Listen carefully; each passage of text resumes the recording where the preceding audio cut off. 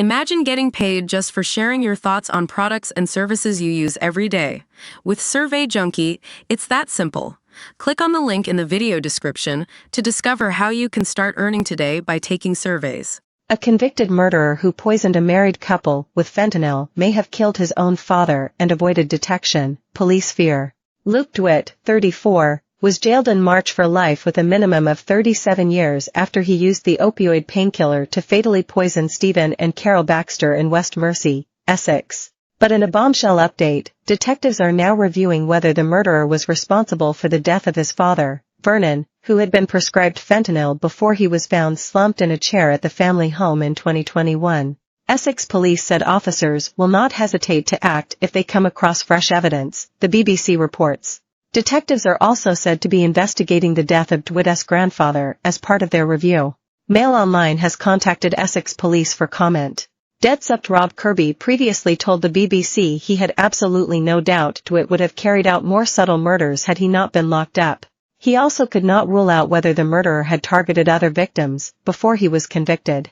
DeadSupt Kirby said DeWitt was one of the most dangerous men he had dealt with in his career. DeWitt's father was found dead in a chair at home in West Mersey in 2021. Married couple Mr. Baxter, 61, and Mrs. Baxter, 64, were also discovered in their armchairs by their daughter Ellie at their home in West Mersey on Easter Sunday, 2023. Chelmsford Crown Court heard how DeWitt had extracted the painkiller from patches originally prescribed to his father and retained the drug in abundance. Police found a haul of the opioid painkiller in a backpack at the home DeWitt shared with his mother in Churchfields, West Mersey. Up to the conviction and sentence of Luke DeWitt, our determined focus has been securing justice in relation to the murders of Carol and Stephen, the Essex police spokesman said. As with any investigation of this magnitude, everything we have uncovered is being reviewed, and should anything suggest this has been the case, we will not hesitate to act. DeWitt befriended and worked for the Baxters before changing their will to make him a director of their shower mat firm. He then created a series of fake online personas to manipulate them before he killed them. He had pretended to be a doctor from Florida and members of a fake support group for the thyroid condition Hashimoto's, which Mrs. Baxter suffered from. DeWitt denied their murders, but was found guilty by unanimous verdicts at Chelmsford Crown Court on March 22 following a trial that lasted more than a month.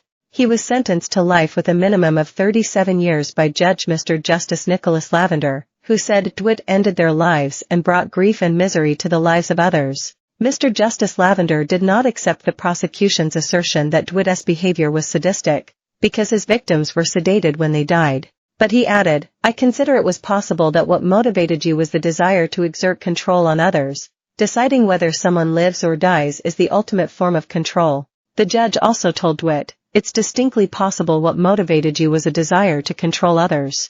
The defendant, who wore a patterned blue short-sleeved shirt, appeared to show no reaction as he sat in a wheelchair in the secure dock. The judge said he was sure that DeWitt extracted the fentanyl from patches which had been originally prescribed for your father, who died in 2021. He said these were crushed into a powder and given to the Baxters in a drink, which they took as they trusted DeWitt to prepare supposed health drinks. DeadSupt Kirby said outside court, "In all my years of policing, Luke DeWitt is one of the most dangerous men I have ever come across. I have absolutely no doubt in my mind had he not been caught, he would have gone on to kill further people." He said that DeWitt disgracefully based his defense on collusion between himself and Stephen Baxter. "Stephen is tragically not here to defend himself, but from everything we knew about him we know this could never have been the case," said Mr. Kirby, of the Kent and Essex Serious Crime Directorate. Thankfully, today the jury have seen through DeWitt's fantasies and delivered guilty verdicts.